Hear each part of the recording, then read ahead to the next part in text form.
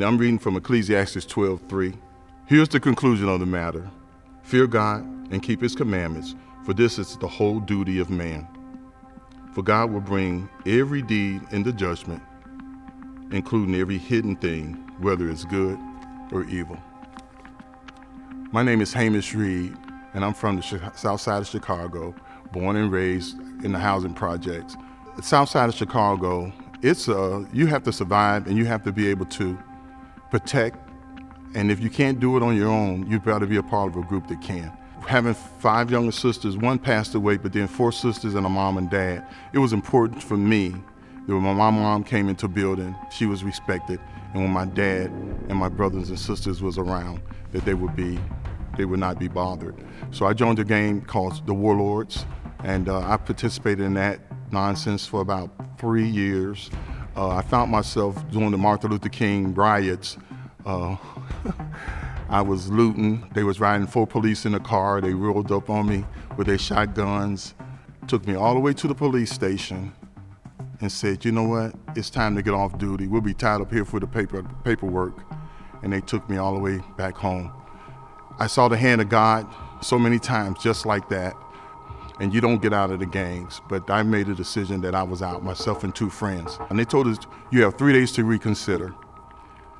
And at the end of those 3 days, there was a gentleman by the name of Cadill Washington killed right outside my door. I was about 15 years old, and I just knew that my life had to be different. Someone did get framed for it, but it wasn't me.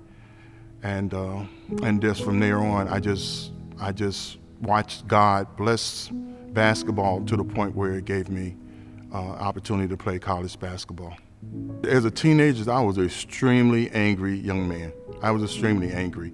But when I went to church, I found a family that really, so her name is Mary Trout Carr. She's about 86 years old today. I stay in contact with her. And she provided a mentorship, her and her husband, taught me how to drive, even made me go get the draft card when I turned 18 years old because they thought it was my civic duty, and it's things that I just really didn't understand the importance of. I still have my draft card too to this day. But they mentored me. I realized a lot of things. I realized what love could do. I realized what somebody believing in you could do. I realized the importance of mentorship. So later in my career, I realized that God had enabled me to pretty much realize all of my dreams. I have a beautiful wife, 3 beautiful children, they all have great careers and doing well. So from there, I just told God that if there was anything he could do with my gifts and talents for the kingdom, I would do it, which led me to working for 4 kids, and which led me to Elite. And that's the story, and that's my commitment, and that's why I'm here. What I do is try to encourage men to step up to the challenge of being men, being fathers.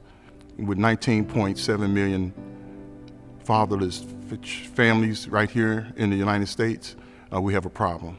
I can't think of anything that's going on in our society that if men was doing their job, that it would be a problem.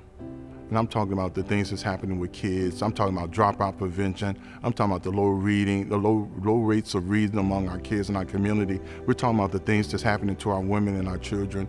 If we could challenge men to step up and be a man and let their voices be heard and their presence felt in our community, and put these things down that's numbing us and keep us distracted from what's really going on, I think we will make society better.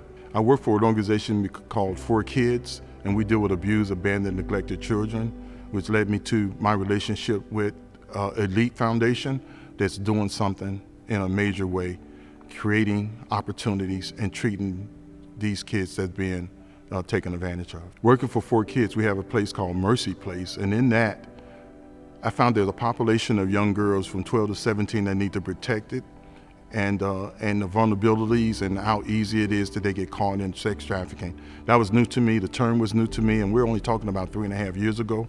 And in doing my work for 4 Kids, it put me in a position to try to engage the community to support programs. So trying to learn more about that, I heard and met Angel Carter, who spoke or will be speaking today. And after hearing that story and learning that this is things that's happening, I said, what is happening with men? How is that possible? How do people think they could get away with that?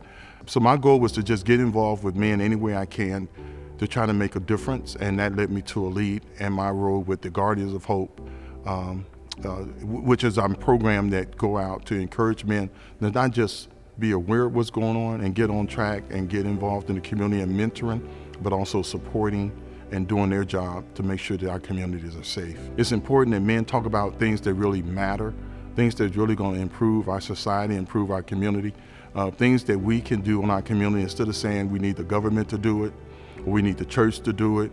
We need all of those things, but also we need men to do it in our communities. And I'm talking about at the home level, at the community level, at the local level, state level. And I think that way we could be effective, we could be strong, and most importantly, we could raise a generation of children that will know that they are loved and they will be able to live out their destiny and their purpose without carrying the burden of traumas that's created by the man being out of the home.